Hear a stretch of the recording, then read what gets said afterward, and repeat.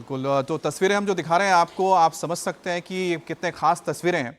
तो ये कोलकाता के पास मिलेनियम पार्क की वो तस्वीरें, जहां पर प्रधानमंत्री मोदी आज सुबह सुबह पहुंचे थे, जहां पर प्रधानमंत्री मोदी ने सबसे पहले पहुंचकर मां गंगा को उन्होंने पूजा की, पूजा अर्चना की। उसके बाद वहां पर मौजूद लोगों से उन्होंने मुलाकात की, जिसकी तस्वीर आप देख रहे हैं। इसमें नाविक भी शामिल हैं, कुछ ऐसे लोग भी थे जो लोग वहां पर सुबह सुबह सैर करने के लिए आते हैं। प्रधानमंत्री मोदी ने एक व्यक्ति को गले भी लगा लिया। उसके बाद प्रधानमंत्री मोदी काफी देर तक नाव में इस इलाके में सवारी करते रहे, उन्होंने तस्वीरें भी खींची। और ये जो तस्वीरें आप देख रहे हैं बहुत महत्वपूर्ण है, क्योंकि जो भी बंगाल में रहता है या जो बंगाली समुदाय के लोग हैं, उनके जीवन में और खासतौर पे कोलकाता और हावड़ा की अगर बात की जाए तो उनके लिए ये जो तस्वीरें हैं, चाहे वो हुगली ब्रिज हो, जिसमें आप देख सकते हैं कि ये हावड़ा ब्रिज बहुत ही फेमस है, उसके अलावा विद्यासागर सेतु भी है। तो ये दोनों ही सेतु के बीच का जो हिस्सा है, जहां पर लोग बड़ी तादाद में जाते हैं, पर्यटन का स्थल है।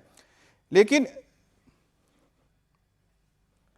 तो देवेंद्र, जो तस्वीरें हम देख रहे हैं, इन तस्वीरों के साथ मैं बस एक चीज समझना चाहता हूं, और आप बेहतर ढंग से इसको समझा भी सकते हैं, कि जिस तरह से प्रधानमंत्री मोदी ने इस बार के चुनाव में देखा कि उन्होंने कनेक्ट किया हर किसी इलाके के जरिए। जब वो कूच बिहार गए, उन इलाकों में गए तो प्रधानमंत्री मोदी ने उनकी बात की। जब वो कल कृष्णानगर में गए तो कृष्णानगर के हिसाब से उन इलाकों की बात की। और जब वो अब जो चुनाव शिफ्ट होकर कोलकाता और इसके आसपास के इलाकों में आ रहा है, तो प्रधानमंत्री मोदी उन्हीं की तस्वीर या कहें कि उन्हीं की बात को लेकर आगे आ रहे हैं।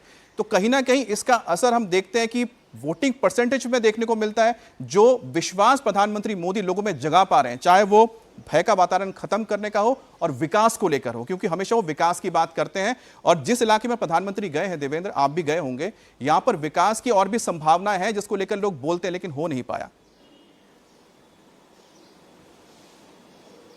पश्चिम बंगाल के लिहाज से अगर बात करें तो निश्चित तौर पे यहाँ पर आकर आपको ये नहीं लगेगा कि डेवलपमेंट का कोई बहुत शानदार मॉडल हो। बाकी दूसरे स्टेट्स की अगर आप बात कर लें तो उन स्टेट्स में जाएं और पश्चिम बंगाल में आप आएँ और कोलकाता से थोड़ा सा बाहर निकलें तो आपको एकदम से हैरानी जरूर ये होगी कि, और अगर आपने 10 साल पहले के बंगाल को देखा हो तो फिर ये समझ में आएगा कि उस समय से लेकर अब तक कोई बहुत ज्यादा प्रगति नहीं हुई है। और इसी बैकग्राउंड में, इसी माहौल में प्रधानमंत्री नरेंद्र मोदी ने बार बार परिवर्तन की दरकार, परिवर्तन की जरूरत है, इस तरह के नैरेटिव को आगे बढ़ाया ताकि लोगों को ये बात समझ में आए कि जो डेवलपमेंट का मॉडल उनके पास होना चाहिए वो डेवलपमेंट का मॉडल उनके पास नहीं है। चाहे पहले लेफ्ट की सरकार जो कि 35 सालों तक जो शासन चलाई, या 2011 से टीएमसी की सरकार जब चला रही है, तो उसमें डेवलपमेंट एक मॉडल नहीं बन पाया पश्चिम बंगाल के लिए। वो पश्चिम बंगाल जो कि अगर औपनिवेशिक काल से पहले की बात करें, औपनिवेशिक काल तक में एक चमकता हुआ राज्य हुआ करता था, उस तरह की तस्वीर ऐसी अभी नहीं है। और यही वजह है कि बार बार परिवर्तन के नारे को बढ़ाया जाता था और टीएमसी उसको काउंटर करने की कोशिश करती थी कि बंगाल का कल्चर खत्म हो जाएगा। लेकिन अमित, एक चीज और जानकर आपको हैरानी होगी कि जो बंगाल के पॉलिटिकल एनालिस्ट हैं वो ज्यादातर ये मान रहे हैं कि पहले फेज के बाद भी जो टीएमसी की पॉलिटिक्स को भी अच्छा समझ रहे हैं, जान रहे हैं, वो भी ये मान रहे हैं कि टीएमसी पहले फेज में बीजेपी से पिछड़ चुकी है। नंबर्स को लेकर अलग अलग ओपिनियन हो रहे हैं, लेकिन अभी तक मुझे कोई ऐसा नहीं मिला जो ये कह रहा हो कि पहले फेज में टीएमसी ने बीजेपी पे लीड ले ली। अगर ये बात सच निकलती है देवेंद्र, अगर सच में लीड ली है बीजेपी ने, तो ये बीजेपी के लिए बहुत अच्छी खबर है।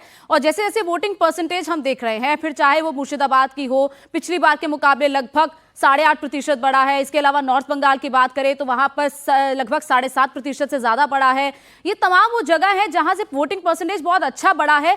लेकिन एक तस्वीर हमने वो भी देखी थी जब वोटिंग से कुछ दिन पहले अलग अलग जगहों से, फिर चाहे वो गुजरात से हो या दिल्ली से हो, वोटर्स बंगाल जा रहे थे। लंबी लंबी बाकायदा कतारें लग रही थी, चाहे वो ट्रेन के जरिए हो, चाहे वो बसेस के जरिए हो, लोग पहुंचना चाह रहे थे वहां पर। वो किसका वोटर था? क्या उसी की वजह से ये जो वोटिंग परसेंटेज है वो बढ़ा है? क्या ये सच में बीजेपी का वोटर था जो इन जगहों से पश्चिम बंगाल गया ताकि वो बीजेपी के पक्ष में वोट कर पाए?